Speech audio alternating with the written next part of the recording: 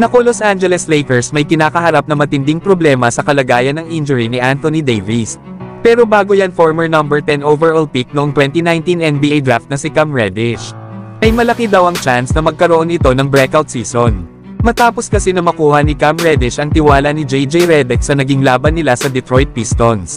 Kahit kasi sa loob ng 14 minutes of playing time nito na hindi man lang ito tumire kahit isa, ay si Cam Reddish pa rin ang may team high sa plus-minus na may positive 10 habang meron naman itong 5 rebounds at 1 steal.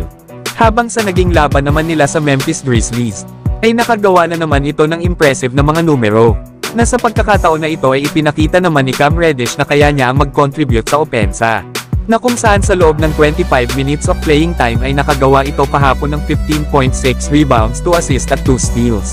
Kaya naman ay hindi na naiwasan ni Austin Reeves ang magsalita para ipaalala kung gaano kahusay na player itong si Cam Reddish. Ayon pa nga sa nasabing guard ng Lakers, kagaya nga daw ng sinabi niya, ay sa palagay pa daw ni Austin Reeves ay marami pa daw kayang gawin itong si Cam Reddish para sa kanila.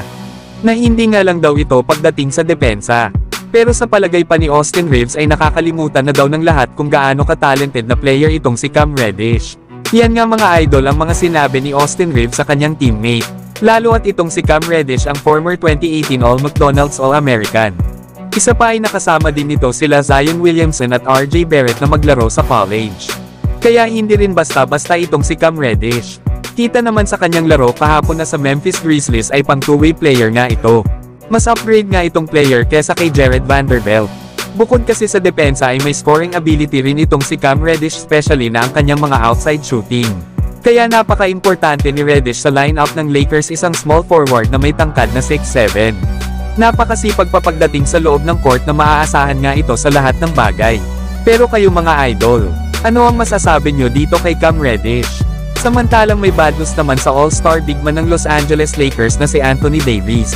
Matapos kasi ang MVP performance ng nasabing big man sa pagsisimula ng NBA season, na nag-average nga ito ng 32 points, 11 rebounds, 3 assists, 1 steal at almost 2 blocks per game, ay meron namang hindi magandang balita mula dito kay Shams Charania ng ESPN.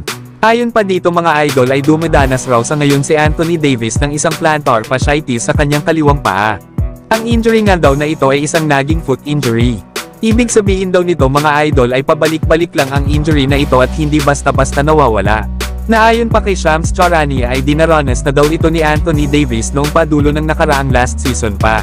Yan nga mga idol ang mga sinabi ni Shams Charania sa kondisyon ng injury ni Davis.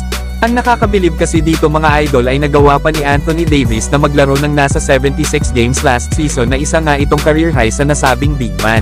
Na naglaro nga din ito sa Team USA para sa Paris Olympics kung saan ay nakuha nila ang gold medal.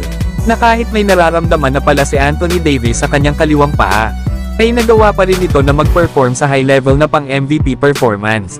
Pero sa hindi inaasahan ay na-aggravated ang kanyang foot injury sa naging laban nila sa Detroit Pistons. Kaya naman ay hindi ito pinaglaro ng Los Angeles Lakers sa naging laban nila kahapon laban sa Memphis Grizzlies.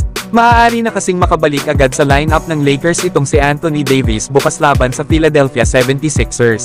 Pero possible na sumakit at mas lalo pang tumagal ang injury ni Anthony Davis kung pipilitin niyang maglaro kaagad bukas. Lalo at mahaba-haba pa ang NBA season na meron pa silang 74 games remaining. Na kung mawawala nga ang kanilang all-star big man ng matagal ay panigurado na mahihirapan ang Lakers na makakuha ng panalo at ang malala pa ay baka hindi sila makapasok ng playoffs dahil dito. Pero kayo mga idol, ano ang masasabi nyo sa injury update kay Anthony Davis?